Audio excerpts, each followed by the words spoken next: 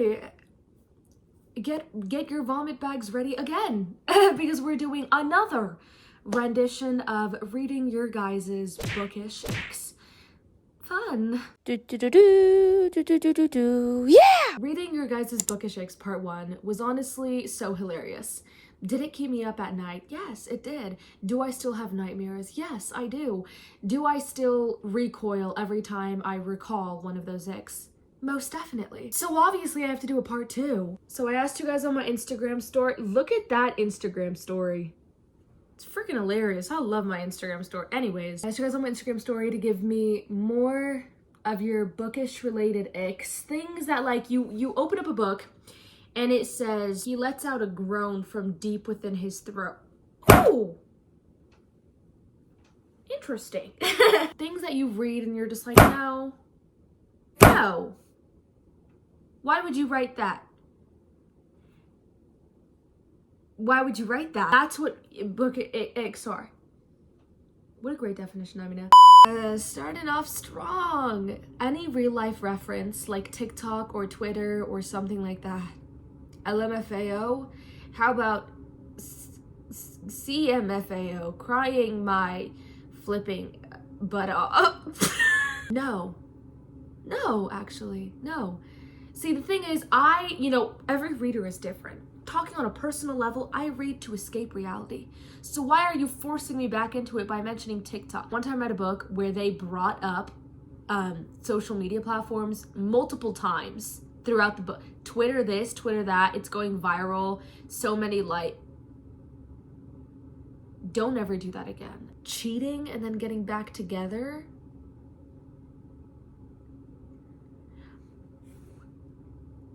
Oh, I'm a firm believer in once a cheater, always a cheater. Oh, I'm reformed, I'm changed, I'm different. No, you're not. I feel like if you're an author and you write the cheating trope and then have her go back to the cheat, I think that's you trying to convince yourself to get back with your own man. Sorry. The nickname Kitten? The nickname Kitten? The nickname Kitten? The English language is so vast. Thesauruses are a Walmart away, a library store away, a couple a couple clicks away on a computer.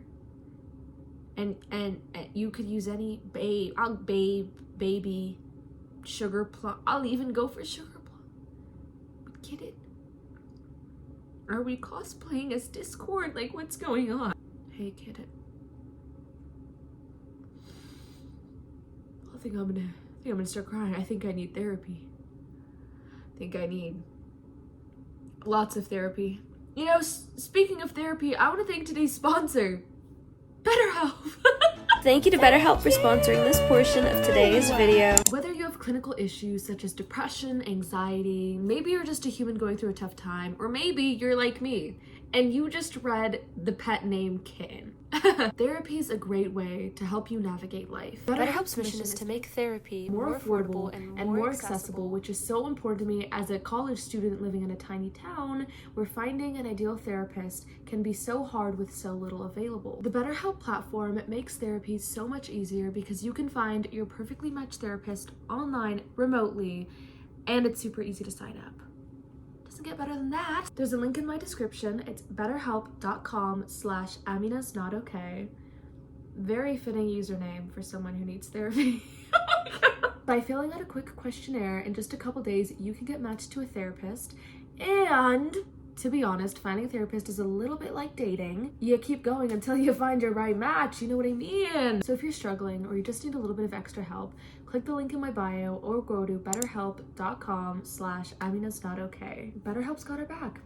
Thank you again for sponsoring this portion of today's video. Let's get back to possibly needing more therapy. Sassy men.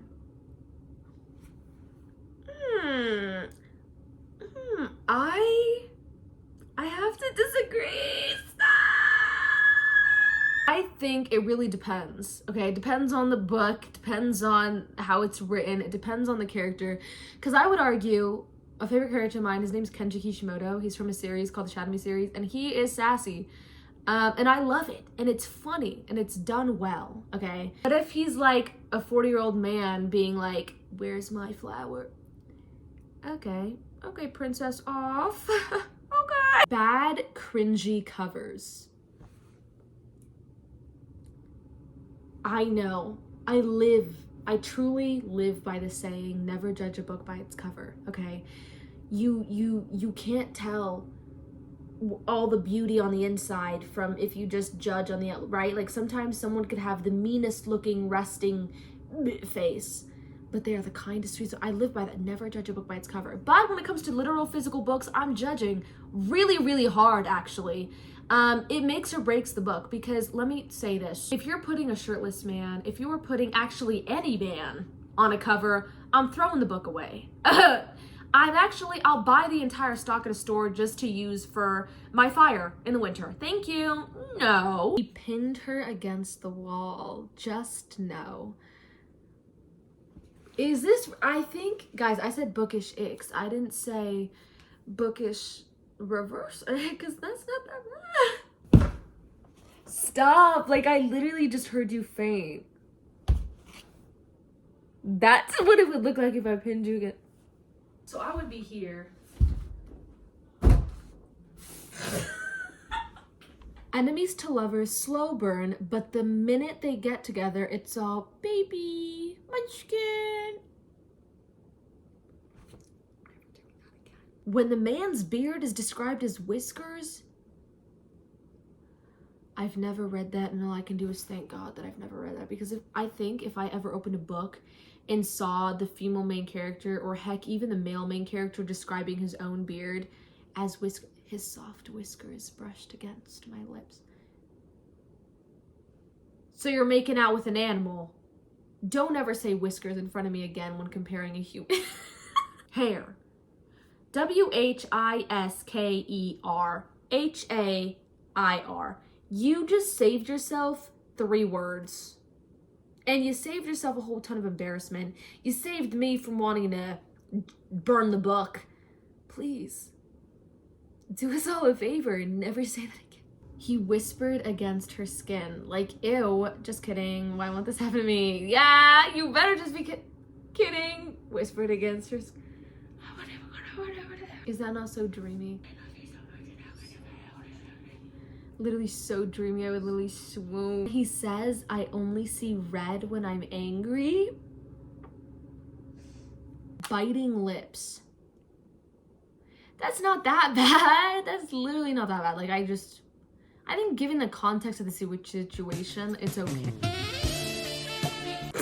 When he's not rich.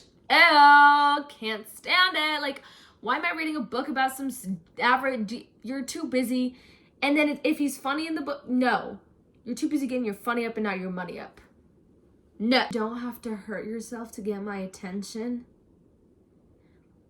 I'm like 90% sure this is from The Summer I Turned Pretty. Granted, I didn't watch the show, but I feel like I saw that scene. Let me see. Hey, Sky, what are you doing? Oh shit.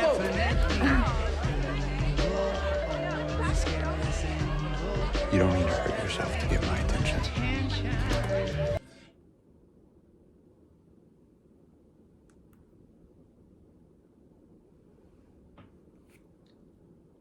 Don't ever do that again. When the girl is so small and cutie and innocent as if she was born yesterday. Oh my God, I don't know what author's obsession was this. I've noticed that this is a trend in like mafia-esque romance, or like romances where the guy is like morally gray. I wouldn't even say morally gray. That's just like that. There's no gray. It's just pure evil. You're killing someone because they upset you. Okay, pure evil guy. You run away when you hear he's coming to town, and then the girl is like so cute and petite and tiny and small and innocent and fragile. And then every time he sees her, he describes her. I literally, one time I read this book, kid you not, maybe 15 pages in, this girl's dad apparently did horrible things to the mafia. He said, oh, how am I gonna repay you? And the mafia guy's like, let me marry your daughter. The guy sees her, mind you, keep it, this is like 15 pages into the book, and he's like, my God, for some reason, she was like in his t-shirt. I don't really remember why.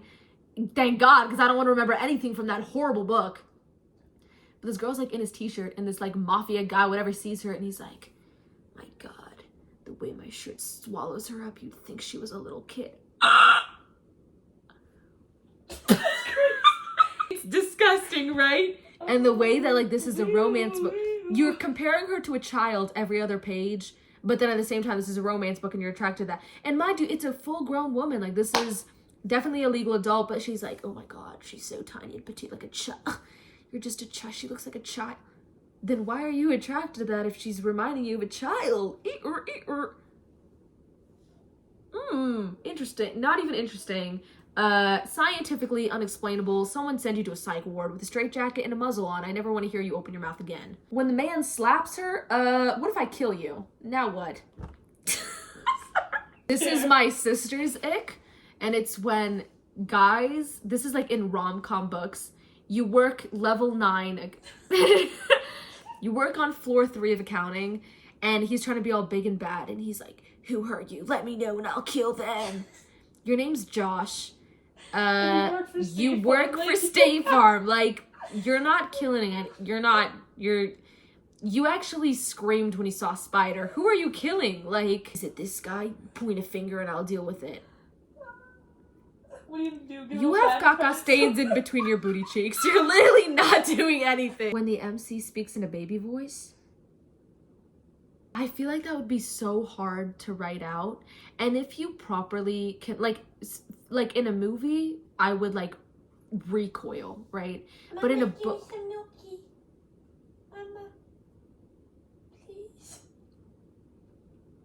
don't ever do that again, Media. If you are an author and you have the capability of like fully writing out a grown character talking in a baby voice, honestly, I applaud you. I'm gonna applaud you so hard that I rattle your brain and you fall into an aneurysm.